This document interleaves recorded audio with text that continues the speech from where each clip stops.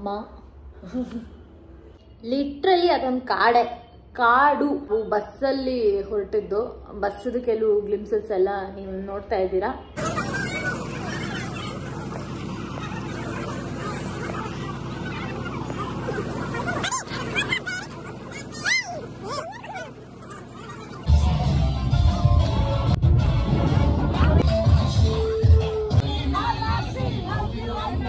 ಯಲ್ಲಾಪುರ ನಮ್ಮ ಭರ್ಜರಿ bachelors shoot ನಡೀತಾ ಇದೆ ಔಟ್ಡೋರ್. ಹಾಗಾಗಿ ಈ ಜಾಗಕ್ಕೆ ಬಂದಿದ್ದೀವಿ. ಒಂದು ಕಡ್ಡಿ ನೆಟ್ವರ್ಕ್ ಇರಲಿಲ್ಲ ಫೋನಲ್ಲಿ.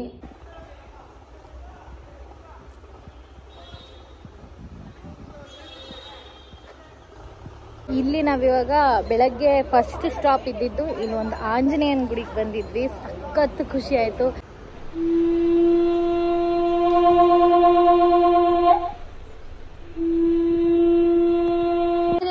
ಟೆಂಪಲ್ ಆದ್ಮೇಲಂತೂ ನೆಟ್ವರ್ಕ್ ಇರಲಿಲ್ಲ. ಅಲ್ಲಿ ಹೋಗ್ತಿದಂಗೆ ನೆಟ್ವರ್ಕ್ ಸಿಗ್ಲಿಲ್ಲ ನಮ್ಗೆ. ಆಲ್ಮೋಸ್ಟ್ ತಿಂಡಿ ಬ್ರೇಕ್ ಆಯ್ತು. ನೀವ್ ಅನ್ಕೋತಿರ್ಬೋದು ಇಲ್ಲಿ ಯಾರು ಇಲ್ಲ, ನಾನು ಒಬ್ಳೇ ಇರೋದಂತ. Wait for it. ಸೊ ಇವಾಗ ತಿಂಡಿ ಬ್ರೇಕ್ ಮುಗೀತು. ಇಲ್ಲಿಂದ ಇವಾಗ ನಾವು ನೆಕ್ಸ್ಟ್ ಲೊಕೇಶನ್ಗೆ ಹೋಗ್ತಾ ಇದೀವಿ. ಐ ಗೆಸ್ ಅದೇ ಮೇನ್ ಲೊಕೇಶನ್. ಇನ್ನೊಂದು ಬೆಸ್ಟ್ ಪಾರ್ಟ್ ಏನಂತಂದ್ರೆ ಈ ಟ್ರಿಪ್ಪಲ್ಲಿ ಎಷ್ಟೊಂದು ವಿಷಯಗಳು ನಮ್ಗೊಂದು ಚೂರು ಐಡಿಯಾ ಇರುತ್ತೆ, ಬಟ್ ಆ್ಯಕ್ಚುಲಿ ಏನು ರಿವೀಲ್ ಮಾಡ್ತಾ ಇಲ್ಲ. ನಮ್ಗೆ ಎಷ್ಟೊಂದು ಪಾಯಿಂಟ್ ಗೊತ್ತೇ ಇಲ್ಲ, ನಾವು ಎಲ್ಲಿ ಹೋಗ್ತಾ ಇದೀವಿ, ನೆಕ್ಸ್ಟ್ ಏನು ಪ್ಲಾನು, ನಥಿಂಗ್, ಯಾವುದು ಐಡಿಯಾ ಇಲ್ಲ.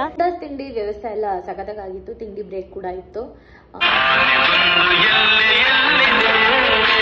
ನಾವು ಔಟ್ಡೋರ್ ಶೂಟ್ ಅಂದ ತಕ್ಷಣ ಹೀಗಿರುತ್ತೆ ಹಾಗಿರುತ್ತೆ ಅನ್ನೋ ಒಂದು ಅಸಂಪ್ಷನ್ ಅಲ್ಲಿ ಬಂದಿದ್ದೆ ನಾನು. ಎಸ್ಪೆಷಲಿ ಈ ಥರ ಒಂದು ರಿಯಾಲಿಟಿ ಶೋ ಔಟ್ಡೋರ್ ಶೂಟಿಗೆ ನಾನೇ ಯಾವತ್ತೂ ಹೋಗಿರಲಿಲ್ಲ. ಬಟ್ ಇಡೀ ಟೀಮ್ ಹಾಕೋ ಒಂದು ಎಫರ್ಟ್ ಏನಿದೆ, ಒಂದು ಶೋ ಚೆನ್ನಾಗಾಗಬೇಕು, ಒಂದು ಎಪಿಸೋಡ್ ಚೆನ್ನಾಗಿ ಬರಬೇಕು ಅಂತ, ದಟ್ಸ್ ಕಮ್ಯಾಂಡಬಲ್ ಆ್ಯಂಡ್ ಬ್ಯೂಟಿಫುಲ್. ನನಗೆ ನೋಡೋಕ್ಕೆ ಸಖತ್ ಖುಷಿ ಆಗುತ್ತೆ. ಪ್ರತಿಯೊಬ್ಬರು ಅವ್ರವ್ರ ಕೆಲಸನ ಮಾಡ್ತಾ ಹೋಗ್ತಿದ್ರೆ ಎಲ್ಲ ಟೈಮಿಗೆ ಕರೆಕ್ಟಾಗಿ ಆಗ್ತಾ ಇರುತ್ತೆ ಅಂತ. Very excited. ನನ್ನ first outdoor shoot reality show ಅಂತ ಬಂದಾಗ ಈ ಥರ ಎಲ್ಲ ಹೋಗಬೇಕು, ಈ ಥರ ಎಲ್ಲ ಮಾಡಬಹುದಾಗ ಅವಾಗ ಹೆಂಗಿರ್ತೀನಿ ಅನ್ನೋ ಯೋಚನೆ ಯಾವಾಗಲೂ ಇರ್ತಿತ್ತು. ಆ್ಯಂಡ್ ಅದು ಫೈನಲಿ ಇವಾಗ ಆಗಿದೆ. ನಮ್ಗೆ ಸೋ ಹ್ಯಾಪಿ.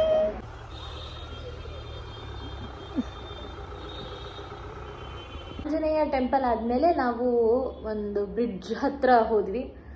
ಬ್ರಿಡ್ಜ್ ಹತ್ರ ಹೋಗ್ಬೇಕಾದ್ರೆ ಫುಲ್ ಹೀರೋಯಿನ್ ಫೀಲ್ಸ್ ಅಲ್ಲಿ ಹಾಡ್ಕೊಂಡು ಮಜಾ ಮಾಡ್ಕೊಂಡು ಹೋಗಿದ್ದು ನಾವು. ಲಿಟ್ರಲಿ ಅದು ಒಂದು 10 minutes ಡ್ರೈವ್ ಥರ. ಹಾಗೆ ಅದು ಹೇಗೆ ನನಗೆ ನಿರೀಕ್ಷೆ ಬರಲ್ಲ.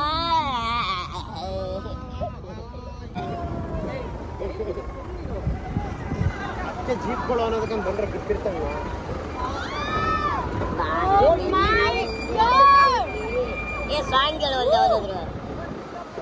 ಸೇತುವೆ ಎಲ್ಲ ದಾಟ್ಕೊಂಡೆಲ್ಲ ಹೋಗಿ ನೀರಲ್ಲಿ ಆಟ ಆಡ್ತಿದ್ವಿ. ನೀರಲ್ಲೆಲ್ಲ ಫುಲ್ ಮಜ್ಜಾ ಮಾಡ್ಕೊಂಡು ಆಟ ಆಡಿದ್ವಿ ನಾವು. ಅದಾದ್ಮೇಲೆ ಎಂಟರ್ ಆಗಿದ್ದು ಮಿಸ್ಟರ್ ಅಕು ಬಾಲಾಜಿ ಸರ್.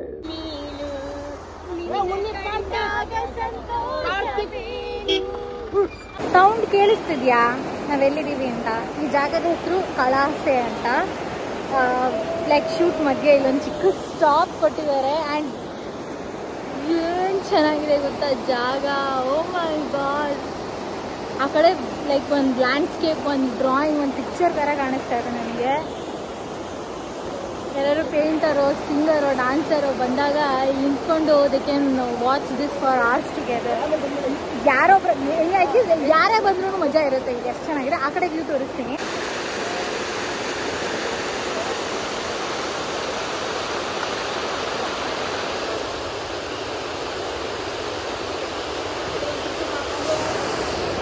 ನೀವು ಏನಾದ್ರು ಎಪಿಸೋಡ್ ನೋಡಿದ್ರೆ ನಿಮಗೆ ಗೊತ್ತಿರುತ್ತೆ. ನಮ್ಮ ಫೋನ್ ಇಸ್ಕೊಂಡ್ಬಿಟ್ರು. ಎಷ್ಟೋ ದಿನ ಆದಮೇಲೆ ಒಂದು ವ್ಲಾಗ್ ಮಾಡೋಣ. ಎನಿವೇ ಔಟ್ಡೋರ್ ಬಂದಿದ್ದೀನಿ, ಈ ಥರ ಆಪರ್ಚುನಿಟಿ ಮತ್ತೆ ಸಿಗಲ್ಲ. ಎಷ್ಟಾಗುತ್ತೆ ಅಷ್ಟು ವಿಡಿಯೋ ಫುಟೇಜಸ್ ಎಲ್ಲ ತೊಗೊಂಬಿಡೋಣ, ವ್ಲಾಗ್ ಮಾಡೋಣ ಅಂತಂದರೆ ಹೋಗಿ ಒಂದು 2-3 hours ಫೋನ್ ಇಸ್ಕೊಂಡ್ಬಿಟ್ರು. ಬಟ್ ನನಗೆ ಖುಷಿ ಇದೆ. ಅದು ಸಾರಿ, ಬಟ್ 2 ದಿನ ಫೋನ್ ಇಲ್ಲದೆ ಆರಾಮಾಗಿ ಜೀವನ ಮಾಡಿದ್ದೀವಿ. ಒಂದು ಟೆನ್ಷನ್ ಇಲ್ಲ. ಫೋನ್ ಇದ್ದಿದ್ರೆ ಏನು ಪ್ರಯೋಜನ ಇಲ್ಲ ಬಿಡಿ, ನೆಟ್ವರ್ಕ್ ಇಲ್ಲ ಅಷ್ಟೇ. ಬರೀ ಫೋಟೋ ವಿಡಿಯೋ ಮಾಡ್ಕೊಂಡು ಕೂತಿರ್ಬೇಕಿತ್ತು. ಬಟ್ ಅದು ಇರಲಿಲ್ಲ. ಬಿಕಾಸ್ ನಾವು ಶೂಟ್ ಮಾಡ್ತಾನೆ ಇದ್ವಿ ಕಾನ್ಸ್ಟೆಂಟಾಗಿ. ಕ್ಯಾಮ್ರಾ ನಮ್ಮ ಸುತ್ತಾನೇ ಇತ್ತು. ಆಮೇಲೆ ನಮ್ಗೆ ಏನೂ ಇನ್ಫಾರ್ಮೇಷನ್ ಇರಲಿಲ್ಲ. ನಮ್ಮನ್ನ ಸುಮ್ಮನೆ ಅಲ್ಲಿ ಸಿದ್ಧಿಯವ್ರ ಮನೇಲಿ ಇರಬೇಕು ಅಂತ ಬಿಟ್ಟಿದ್ದು. ಹಾಗಾಗಿ ನಾವಲ್ಲಿದ್ವಿ. ಸಿದ್ಧಿ ಮನೆಯವ್ರು ಏನು ಹೇಳ್ತಿದ್ರು ಅದನ್ನು ಮಾಡ್ತಿದ್ವಿ ಅಷ್ಟೇ. That was what we were doing for 2 days. ಊಟ ತಿಂಡಿ ಎಲ್ಲ ಕರೆಕ್ಟಾಗಿ ಆಗಿತ್ತು. ಅವರು ಸಿದ್ಧಿಯವ್ರ ಮನೆಯಲ್ಲೇ ಮಲಗಿದ್ದು ಸಹ ರಾತ್ರಿ. ಎಂಥ ನಿದ್ದೆ ಅಂದರೆ ನಾವು ಅವತ್ತು ಟಾಸ್ಕ್ ಎಲ್ಲ ಆಡಿ ಬಂದಿದ್ವಿ, ಆ ಕುಸ್ತಿ ಎಲ್ಲ ಮಾಡಿದ್ದು. ಸೊ ಅದು ಮುಗಿಸ್ಕೊಂಡು ಬಂದು ಮಲಗಿದ್ದು, ದಿಂಬಿಗೆ ತಲೆ ಕೊಟ್ಟಿದ್ದೆ. ನನಗೆ I guess within a minute ನನಗೆ ನಿದ್ದೆ ಬಂದಿದೆ. ಬೆಳಗ್ಗೆ ಎದ್ದಾಗಲೇ ನನಗೆ ರಿಯಲೈಸ್ ಆಗಿದ್ದು ಕರೆಕ್ಟ್ ನಾವು ಸಿದ್ಧಿಯವ್ರ ಮನೇಲಿ ಇದ್ದೀವಲ್ಲ ಅಂತ. ಒಳ್ಳೆ ನಿದ್ದೆ ಆಗಿತ್ತು, ಬಿಕಾಸ್ ತುಂಬ ಟ್ರಾವೆಲ್ ಎಲ್ಲ ಮಾಡಿ ತುಂಬ ಸುಸ್ತಾಗಿತ್ತು.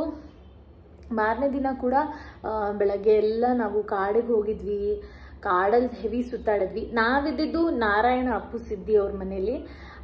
ಅವರು ಫಾರೆಸ್ಟ್ ಅದೇನಂತಾರೆ ಅದಕ್ಕೆ ಹೊರಡೆ ಬರೋದು ಮರ್ತಿತ್ತು, ಫಾರೆಸ್ಟ್ ವಾಚರ್ ಆಗಿ ಕೆಲಸ ಮಾಡೋದು ಅವರು, ಸರ್ಕಾರಕ್ಕೇನೆ.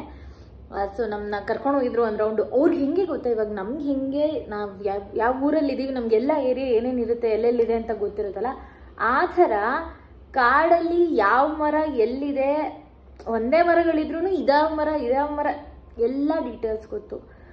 ಅಲ್ಲೇ ಬೆಳೆದಿರೋದವರು, ಹಾಗಾಗಿ ಅವ್ರಿಗೆಲ್ಲ ಡೀಟೇಲ್ಸ್ ಗೊತ್ತಿರುತ್ತೆ. ಸುಮಾರು ವಿಷಯಗಳನ್ನ ಹಂಚ್ಕೊಂಡ್ರು. Amazing experience. ನಾನು ಡೆಫಿನೆಟ್ಲಿ ಇಂಥ ಒಂದು ಆಪರ್ಚುನಿಟಿ ಮತ್ತೆ ನನಗೆ ಸಿಗೋದಿಲ್ಲ. I would like to thank Zee Kannada Bharjari Bachelors team. ಇನ್ನೊಂದು ಹೇಳ್ತೀನಿ, ಇಲ್ಲ ಅಂದರೂ ಒಂದು 500 ಜನ ಕೆಲಸ ಮಾಡ್ತಿದ್ದಿದ್ದು ನಮ್ಮ ಒಂದು ಎಪಿಸೋಡ್ಗೋಸ್ಕರ. 500 ಜನ ಹೇಗೆ ಒಂದು ನಿಮಿಷ ಬಿಡುವಿಲ್ಲದೆ ಯಾರ್ಯಾರು ಎಷ್ಟು ಹೊತ್ತು ರೆಸ್ಟ್ ತೊಗೊಂಡ್ರು ಏನು ನನಗೆ ಐಡಿಯಾನೂ ಇಲ್ಲ. ನಾವು ಎಷ್ಟು ಕ್ಯಾಮ್ರಾ ಮುಂದೆ ಕೆಲಸ ಮಾಡಿ ಟಾಸ್ಕ್ ಮಾಡೋದು ಅದೆಲ್ಲ ಮಾಡ್ತಿದ್ವು, ಅಷ್ಟೇ ಕ್ಯಾಮ್ರಾ ಹಿಂದೆ ನಾನ್ ಸ್ಟಾಪ್ ಕೆಲಸ ನಡೀತಿತ್ತು. Hats off to the entire team. ಇಡೀ ಅಲ್ಲಿ ಏನಂತಾರೆ ಕಳಾಸೆಯಲ್ಲಿದ್ದಂಥ ಕಾಡಿನ ಜನರು, ಸಿದ್ಧಿ ಜನಾಂಗದವರು ನಮಗೆ ಸಪೋರ್ಟ್ ಮಾಡಿರೋ ರೀತಿ, ನಾವು ಯಾವ ತೊಂದರೆನೂ ಆಗದಿರೋ ರೀತಿ ಕೆಲಸ ಮಾಡಿದ ರೀತಿ, I am very very fortunate. ನಾನು ಈ ಥರ ಒಂದು ಎಪಿಸೋಡ್ ಮಾಡೋ ಹಾಗಾಯಿತು ನನಗೆ ಅಂತ. ಒನ್ ಆಫ್ ದ ಮೆಮರಿ ಇದು ಲೈಫಲ್ಲಿ. ಎಷ್ಟೋ ವರ್ಷಗಳಾದ್ಮೇಲೂ ನಾನು ಏನಾದ್ರು ಕಥೆ ಹೇಳಬೇಕಂತಂದಾಗ ಇದನ್ನು ನಾನು ಡೆಫಿನೆಟ್ಲಿ ಹಂಚ್ಕೋತೀನಿ.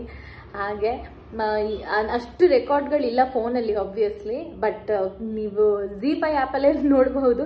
ಇನ್ಫ್ಯಾಕ್ಟ್ ಬೇಜಾನ್ ಶೂಟಿಂಗ್ ಮಾಡಿದ್ವಿ but because Saturday Sunday episode 1.5 hour ಅಷ್ಟೇ ಟೆಲಿಕಾಸ್ಟ್ ಮಾಡೋಕ್ಕಾಗೋದು. ಹಾಗಾಗಿ ಪೂರ್ತಿ ಕಂಟೆಂಟ್ ಎಲ್ಲ ತೋರಿಸಿಲ್ಲ. ನಾವು ಅವ್ರ ಮನೇಲಿ 1-2 ದಿನ ಇದ್ದಿದ್ದೂ was an amazing experience. I wish ನಿಮಗೆ ಪೂರ್ತಿ ಫುಟೇಜ್ ನೋಡೋಕ್ಕೆ ಸಿಗುತ್ತೆ ಅಂತ ಪುಟ್ಟದಾಗಲ್ಲ. An amazing experience. ಆ್ಯಂಡ್ ಈ ಆಪರ್ಚುನಿಟಿಗೆ again thank you Bharjari Bachelors. The hats off to Zee Kannada and the entire team. ಇಷ್ಟು ಚೆನ್ನಾಗಿ ಪುಲ್ ಆಫ್ ಮಾಡಿದ್ದಕ್ಕೆ ಈ ಎಪಿಸೋಡ್ನ. ಏನೋ 2 weeks ಹಿಂದೆ ಟೆಲಿಕಾಸ್ಟ್ ಆಗಿರೋದು. ನೀವು ಇನ್ನೂ ನೋಡಿಲ್ಲ ಅಂತಂದರೆ please go and watch the episode on ZEE5. It was a great experience. And ಇನ್ನೊಂದು ವಿಡಿಯೋ ರೆಡಿ ಆಗ್ತಾ ಇದೆ. I am editing that also. ಪಟ್ಟ ಬರುತ್ತೆ ಇವಾಗ.